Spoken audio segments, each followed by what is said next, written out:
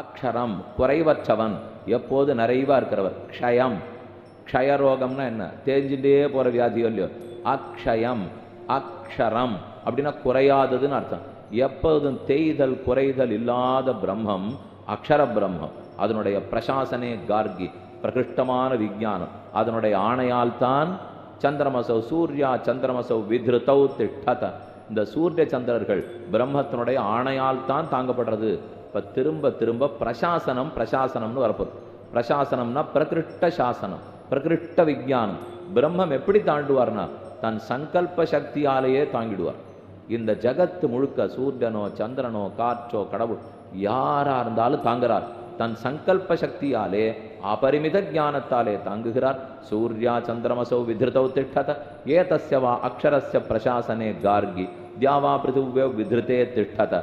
ஆகாசமும் சரி பிருத்திவியும் சரி அவர் சங்கல்பத்தால தான் தாங்கப்படுறது. நிமேஷா முகூர்த்தா ஹௌராத்தியான் அர்த்தமாசா, பாதி மாசம் நிமிடம் முகூர்த்தம் மாசம் அனைத்தும் அவரால் தான் தாங்கப்படுகிறது. மாசா ரிதவ சம்பத்சரா, 6 ரித்துகள் சம்பத்சரங்கள் ஜெய வருஷமா மன்மத வருஷமா அவரால் தான் தாங்கப்படும். பிராச்சியோ நத்யா சந்தந்தே ஸ்வேதேபியா பர்வதேபியா, வெள்ளமலையோ கருப்பு மலையோ பச்சை மலையோ அவரால் தான் தாங்கப்படுறது. கிழக்கு ஓடி ஓடுகிற நதியோ மேற்கு நோக்கி ஓடுகிற நதியோ அவரால் தான் தாங்கப்படுறது. மனுஷனோ எஜமானனோ தேவனோ பிதற்களோ யாரோ அவரால் தான் தாங்கப்படுகிறார். கார்கி அவிதித்வா அஸ்மின் லோகே ஜோஹோதி யஜதே தபஸ்தப்யதே பகூனி.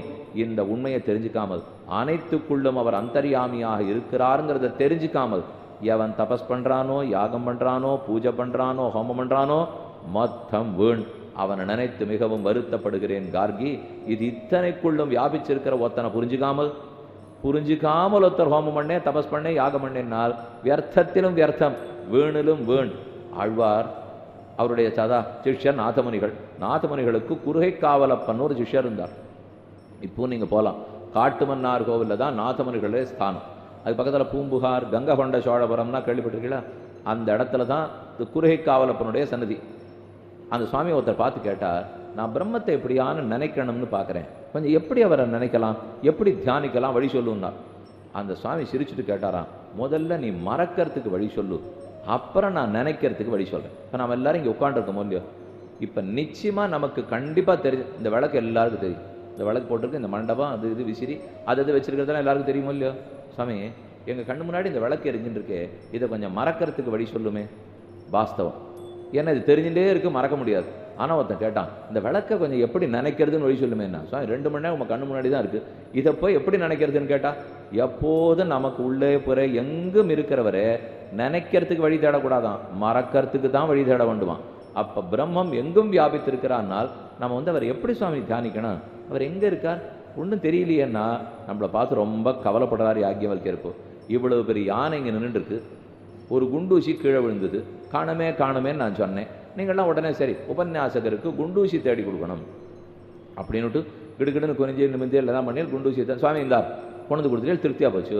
இங்கே ஒரு யானை நின்று, நான் அதை பார்த்து ஒரு யானை இங்கே வந்துதாமே காணமே அப்படின்னு சொல்லி, எங்கே இருக்குது யானைன்னு நீங்கள்லாம் தேடி தோ இருக்காமேன்னு என் தட்டில் வச்சு கொண்டு கொடுத்துருந்தா இது எப்படி இருக்கும்?